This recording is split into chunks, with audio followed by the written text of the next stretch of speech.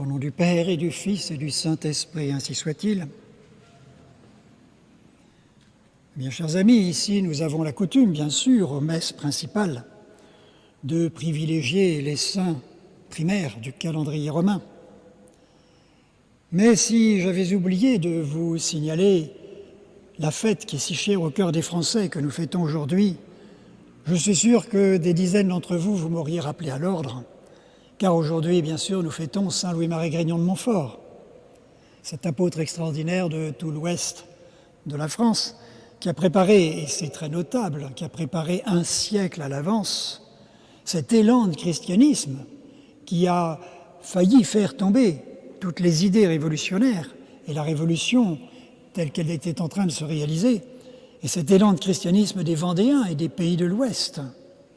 Et ça, c'est parce que le christianisme était enraciné dans ces régions, et quand on parle de racines, on pense automatiquement à celui qui les a consolidés, Saint Louis-Marie Grignon de Montfort. Mais on peut citer bien d'autres événements à son avantage et à sa gloire. Il était né à Montfort, donc en Bretagne. Il a fini par garder le nom du site où il était né, le 31 janvier 1673. Et il mourra relativement jeune, puisqu'il mourra en 1716. C'était une famille de 18 enfants. Et sa première éducation fut très pieuse, très forte, très tournée vers Dieu, vers Jésus et puis la Sainte Vierge Marie. Et il alla ensuite faire des études à Rennes. Et là où il commence déjà à manifester une personnalité hors du commun, tout à fait originale, une sainteté qui a profondément marqué l'Église, à 20 ans, il quitte sa famille, ses amis, pour partir à pied pour Paris, avec l'intention de rentrer au séminaire.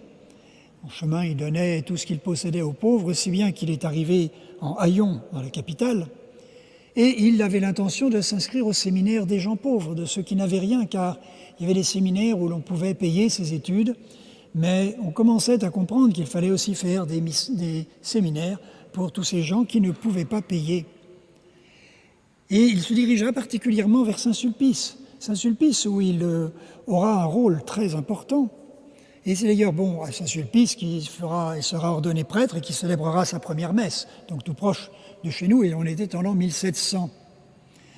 Parce que le séminaire de Saint-Sulpice avait une importance, c'est qu'il cherchait à maintenir, à établir et à consolider toutes les réformes du sacerdoce qui avaient été initiées par le Concile de Trente.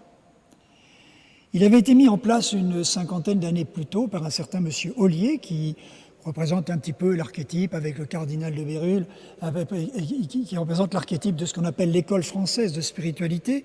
Je ne m'y attarderai pas ce soir. Et c'est là aussi qu'il côtoya, donc à Saint-Sulpice, un certain Claude François Poulard des Places, personnage pour vous qui ne vous dit peut-être rien, c'est tout simplement le fondateur des Pères du Saint-Esprit, la congrégation de Monseigneur Lefebvre. Et ils travaillèrent ensemble et ils eurent l'un et l'autre à faire des cours, à faire des interventions spirituelles dans ce séminaire de Saint-Sulpice très tôt. Peu de temps après, notre saint s'en va vers Poitiers et là, il s'occupe de sœurs religieuses hospitalières et il fonde sa première congrégation, parce qu'il en fondera 3, qu'on appellera les Filles de la Sagesse. Et cette congrégation, donc, tout de suite, parce qu'il s'agissait de soigner des pauvres et des malades, et tout de suite, il a établi des âmes consacrées. On avait cette ardeur, cette capacité aussitôt de s'occuper des âmes consacrées. Déjà quand il était à Saint-Sulpice, désormais en étant à Poitiers.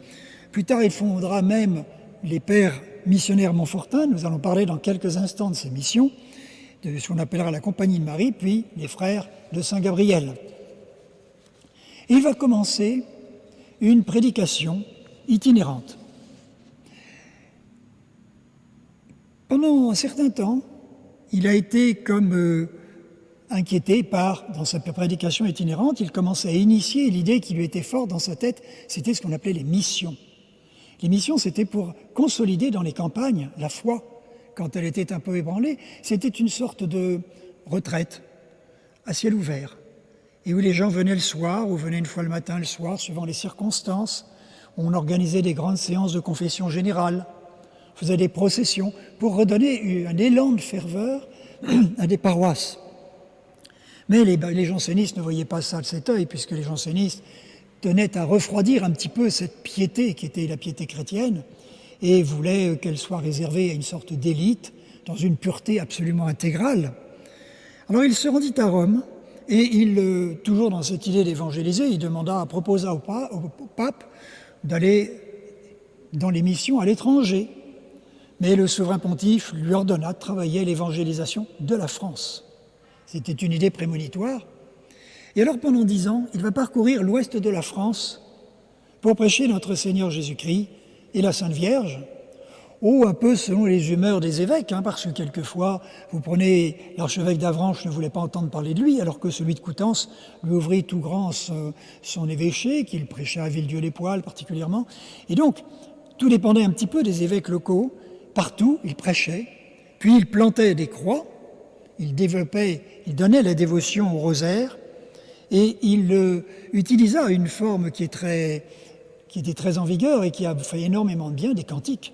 Des cantiques dont nous avons encore quelques-uns à notre usage, des cantiques populaires qui rappellent le catéchisme, qui rappellent le but de notre vie, qui rappellent l'amour de la Vierge, la présence de l'Eucharistie, oui, sous l'hostie, j'adore Dieu, vrai pain de vie. Et il utilisait parfois des musiques qui étaient des musiques préexistantes, parfois il les composait, mais ces cantiques du Père de Montfort font partie de notre patrimoine pour rappeler les vérités éternelles. La croix aussi était pour lui, il savait très bien, comme vous venez de l'entendre dans l'épître d'aujourd'hui, qu'il n'y a qu'une prédication, c'est la croix. Et à la fin des missions, il plantait la croix. Et il reste, d'ailleurs, il y a cette habitude dans de nombreux villages, des croix qu'on appelle des croix de mission, ça a duré même pendant le XXe siècle, où, après les missions, on allait en procession, on érigeait une croix, on la bénissait, c'était une sorte de promesse collective de toute la ville ou de tout le village, après avoir profité de ses prédications. Pour lui, bien sûr, la plus belle des croix qui est restée dans son patrimoine, ça reste le calvaire de Pontchâteau. Là, vous avez sur la première hauteur, là un petit peu au-dessus, au nord de Nantes, sur la première hauteur, vous avez ce grand calvaire avec tout ce chemin de croix, avec des personnages en grandeur nature. Et là, la haine de ceux qui lui en voulaient ont réussi à persuader Louis XIV que cette croix sur les hauteurs pouvait servir de repère pour les navires ennemis et que les ennemis pouvaient venir profiter de ces grottes, qui voulaient représenter un peu la Terre Sainte, pour venir se réfugier. Et donc, ça serait un nid d'étrangers. Ils obtinrent de Louis XIV qu'il donne l'ordre de démolir ce calvaire, qui ne fut véritablement mené à son terme que par un successeur de Saint Louis-Marie, juste à la fin de l'épopée napoléonienne.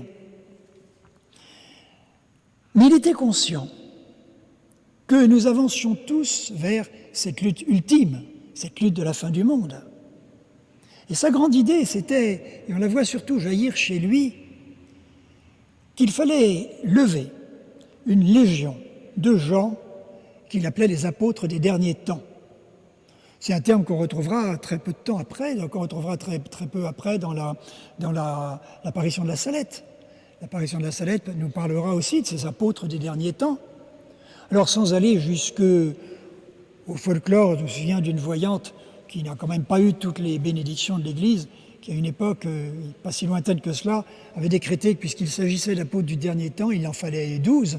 Et alors elle avait demandé à la Sainte Vierge, qui bien évidemment lui avait parlé, parce que les gens qui ont cette chance que la Sainte Vierge parle sur commande, et elle avait désigné, dans des gens que je connais, une douzaine d'apôtres des derniers temps. Bon, c'est un sujet qui a disparu discrètement.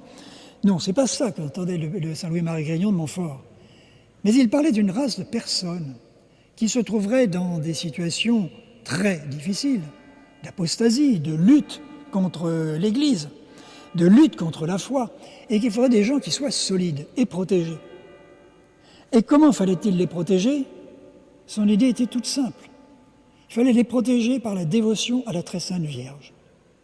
Car si le premier avènement du Christ avait dépendu totalement de l'acquiescement de la Vierge, et pratiquement, on peut dire que le mystère de l'incarnation a été mis dans les mains de la Vierge, et sa réussite dépendait de la Vierge Marie, et même pendant les premières années de l'enfance de Jésus. Et en parallèle, pour lui, il est évident que le deuxième avènement du Christ, celui de la fin du monde, exigera d'être remis dans les mains de la Vierge, et elle en sera comme la protectrice, la gardienne. D'où il annonce qu'il y aura une puissance très singulière donnée à la Vierge Marie dans les derniers temps. Et d'ailleurs, on en a une preuve très extrinsèque par cette multiplication d'apparitions de la Vierge sur ces derniers siècles, ne serait-ce qu'en prenant celles qui sont strictement reconnues. Il y en a dans tous les coins du monde. On voit que l'intervention de la Vierge est de plus en plus importante. Et il faudra que ces apôtres des derniers temps soient comme protégés par la Vierge Marie elle-même. Et donc, pour lui, il demande que ces apôtres soient des gens particulièrement consacrés, donnés à la Vierge, tout par la Vierge. Comme toute l'incarnation ne s'est passée que par les mains de la Vierge, il faut que toute l'œuvre de ces apôtres des derniers temps se passe par les mains de Marie. Et ainsi, ils auront une efficacité pour le règne de notre Seigneur Jésus-Christ, pour que règne le Christ roi, pour que règne le Sacré-Cœur. Mais il faut se consacrer à la Vierge. Et il pousse l'idée jusqu'à une très grande perfection dans son fameux traité de la vraie dévotion à la Sainte Vierge. Vous savez que ce traité, il avait annoncé que ce traité disparaîtrait.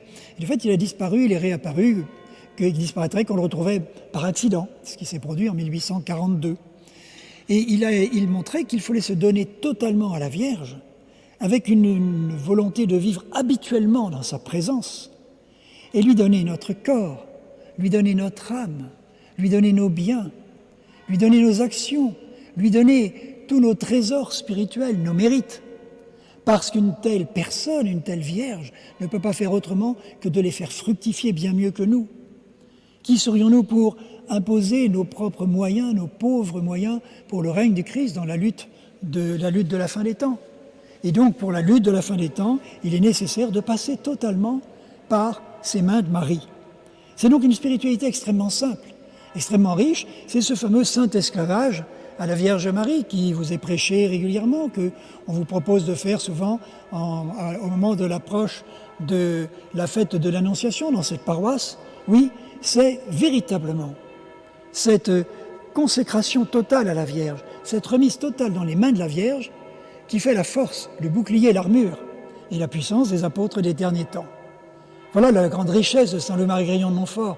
Et il serait dommage, évidemment, qu'une telle richesse ne soit pas mise à la disposition du plus grand nombre, car chacun a sa place, a ce rôle apostolique et a besoin d'avoir cette résistance tout à fait particulière à l'époque des derniers temps. Au nom du Père et du Fils et du Saint-Esprit, ainsi soit-il.